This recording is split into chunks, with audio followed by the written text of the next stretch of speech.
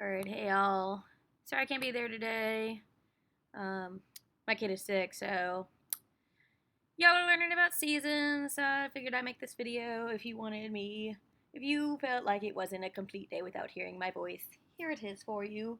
Reasons for seasons. So we've talked about the motions of Earth last Friday.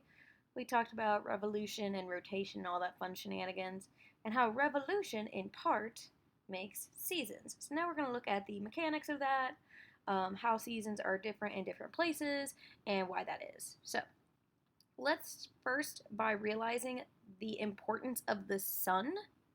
All right, solar radiation is what drives Earth's weather. Even though we're like on average 93 million miles away, remember it's an average because sometimes we're closer and sometimes we're further away. All right, the sun is what's driving Earth's weather. All right, so just a reminder, because we are closer and sometimes we are further away, does that mean that distance changes the seasons? Absolutely not. We are actually farther away from the sun when we experience summer in the northern hemisphere. That is when we are at aphelion. Remember, aphelion, I just said that two different ways. Aphelion is when we're farthest away. That happens in July. And perihelion happens in January. All right, we are closest around the first week of January, and we are farthest around the first week of July. It's just how that works.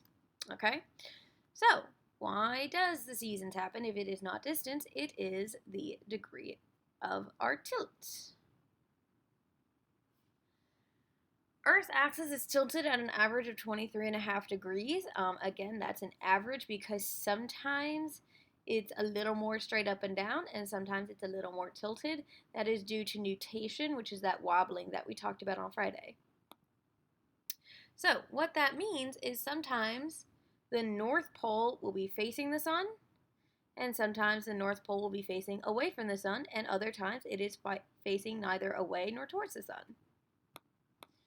All right, the angle hitting the Earth, the angle of the sun's rays hitting the Earth, changes climate and temperature, and that results in seasons. All right, near the equator, the sun's rays hit nearly straight on, all right, regardless of where we are in revolution. But at the higher latitudes, that is closer to the North Pole or closer to the South Pole, you will have a more exaggerated angle, all right? Sometimes it'll be really, really shallow like this, where it's hitting very indirectly, and other times it will be hitting very directly. Because the equator is always getting direct sunlight, it is always warm, and there is very little seasonal variation. Okay, so if you think about like a tropical place, like a tropical getaway, let's say like, I don't know, let's think about like, places like near Central America. All right, places near Central America, like Costa Rica or Guatemala or Belize or somewhere like that. It's always warm no matter what time of year you go. All right, it's pretty consistent. All right, but if I go somewhere like Alaska, all right, the difference between winter in Alaska and summer in Alaska are very different. All right, that's because Alaska is at a much higher latitude. All right, you may notice on this graph, okay, my independent variable is the month, okay, and the month changes the hours of day length. That's how many hours of sunlight do you get. All right, at the equator, it's 12 hours all the time. You know, half night, half day. Cool. All right, we are at about 33 degrees north, so we're right about this yellow line. In winter time, so January, February, and December, we get about 10 hours of daylight and then 14 of night. But in the summer, in June, we get 14 hours of daylight and only 10 of night. All right, so there's a little bit of difference. The further away you get from the equator, the bigger that difference becomes. So if we look here in, this is 70 degrees north, so this would be up above the Arctic Circle, actually. So this would be like upper, like northern Greenland, the very northern part of Alaska, the very northern parts of Siberia, which is in Russia. All right, you may notice during June, during the June solstice, well, that goes off the chart midsummer. So how much nighttime do they have? They have 24 hours of daylight. 24. All right, which means they get no night. But in the winter time, okay, around January and December, from this little stretch, you may notice, well, that's 0. Does that mean they get no daylight? That is 100% correct. It's 24 hours of night. So let's talk about how revolution plays a part in this season. Okay, because the Earth is revolving around this barycenter. Remember, the barycenter is like the center of the seesaw. It's really close to the sun because the sun's the really big kid. Because we're going around this barycenter, the rays are going to strike at different locations at different points. All right, you need to be familiar with these diagrams. These are seasons diagrams. Basically, if you looked at these, I would want you to be able to tell me where is it summer, where is it winter, etc., etc., etc. Okay? So, winter and summer are always going to be on the left or right-hand side. Okay? So that's where you would start. You would always look, where is it facing towards the sun, where is it facing away? Okay? The northern hemisphere experiences the summer solstice. Solstice is a word that means the longest or shortest day of the year. Because it's summer, it's longer. The summer solstice happens on June 21st or 22nd. That means the northern hemisphere is facing, the North Pole is facing directly towards the sun. All right, the most direct rays are over the northern hemisphere. The sun, if you looked at like the sun in the sky, it would be striking at the Tropic of Cancer at 23.5 degrees north. Oh, where's that number sound familiar? Oh, that's the angle of the tilt, Miss Summers. You're right, it is. That's how we know what the angle of the tilt is. All right, the sun is straight above the Tropic of Cancer. Okay, so if you're at the Tropic of Cancer, the sun would be beaming straight down on you. All right, it is light for 15 hours and dark for 9 hours at that magical 23.5 degrees north. Okay? Now, look what's happening here in the southern hemisphere. Just keep that in mind. Now, during the summer solstice on June 21st, Antarctica, which is in the southern hemisphere, is completely dark for 24 hours. While the Arctic, that is this top part of Greenland, the top part of Canada, Alaska, and Russia, is experiencing light for 24 hours. Let's look at how that works. So we have this snazzy little GIF. Okay, this side is daylight. This side is night. If I look up here at this very top part, okay, it's always, so that's still light over there. It's not shadow till it's over here. I can always see this little top part here. All right, that is completely in sunlight. All right, so that's how that works.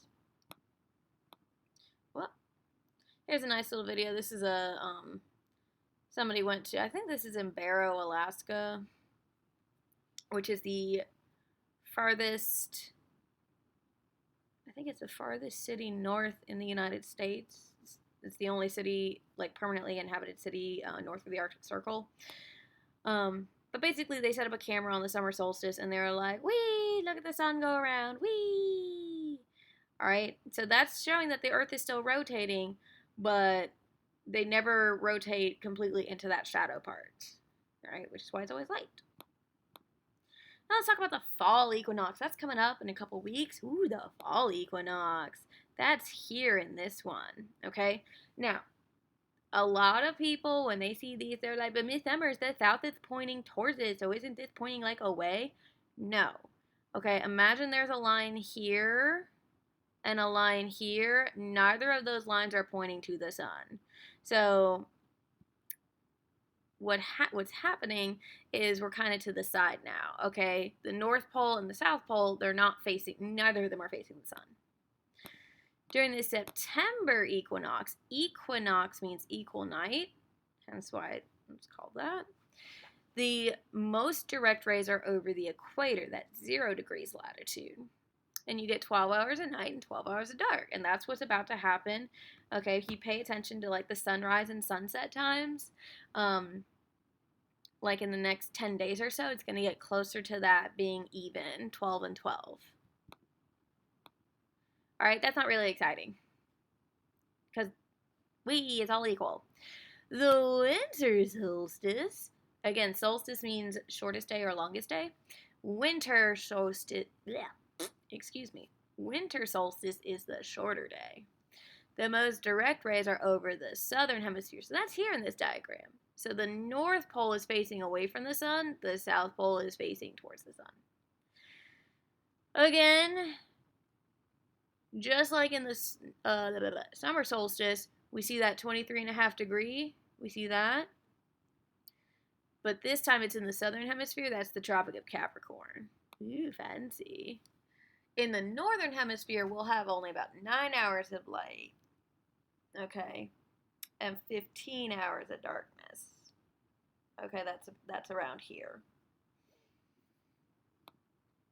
Antarctica, where the penguins live, is completely light for 24 hours. And the Arctic, okay, Greenland, top part of Canada, Alaska, and Siberia, are completely dark for 24 hours. And that's what this looks like. Oh, look, it's another gift, Miss Summers. You're right, it is. So if I look here in this northern part, you see there's a lot more ice here. That's because it's winter, because it's colder. All right, this is staying in shadow the whole time where I have my mouse. It's never rotating out to where the sunshine is. But the penguins down here are like, oh my god, there's not much sunlight. We love it. We love it. Again, this is happening in December. All right. This is the same, let's see, where is that? Ambler South, wherever that is. This is on the winter solstice of 2016. You can see the sun just barely wants to come up, and then it's like, nope, peace out. That's the maximum amount of sunlight they'll get. All right, and lastly, our spring equinox happens around March. Again, the 21st. Just happens to be that day. This is over here. Again, just like the autumn equinox up yonder. You might be like, but Miss Summers, the North Pole is closer to the sun because it's like there's a sun and there's the north and the south is away, right? Right. No. We're to the side. The North Pole isn't facing the sun. The South Pole isn't facing the sun. You get the same thing as you did in the autumn equinox. Equal amounts of daylight and darkness. Direct rays over the equator. And you get the 12 and 12. All right, doesn't matter where you are because the North Pole is facing it. The North Pole is not going towards the sun or away. It's pointing out into space. All right, so what you end up with is this little situation here where you have summer in one hemisphere and winter in the other. You'll have autumn in one hemisphere and spring in another. Winter in one hemisphere, summer in the other. Spring in one hemisphere, autumn in the other. The seasons are opposite in the southern hemisphere. And the reason has to deal with the tilt. When the northern hemisphere is tilted towards the sun, the southern hemisphere is tilted away. It's just like a basketball. Okay, if you take a basketball and face one side towards you, the other side has to face away because we live on a sphere. We live on an oblate spheroid, actually, but that's beside the point. Okay? So all you got to think, what is it here? It has to be the opposite in the southern hemisphere. Opposite seasons happen in opposite hemispheres. Opposite hemispheres experience opposite seasons. So when it's really cold up here in the northern hemisphere, the penguins in Antarctica are like, it's summertime, woo! When it's really hot up here, like it is in the summer, the penguins in Antarctica are like, it's really cold because it's winter down yonder. Okay, so that is our first little introduction to seasons. Again, some of this should be review for you. We'll talk about it again tomorrow. Hopefully I'll be at school tomorrow. If I'm not, I'll have something else for you. But yeah, let me know if you have any questions.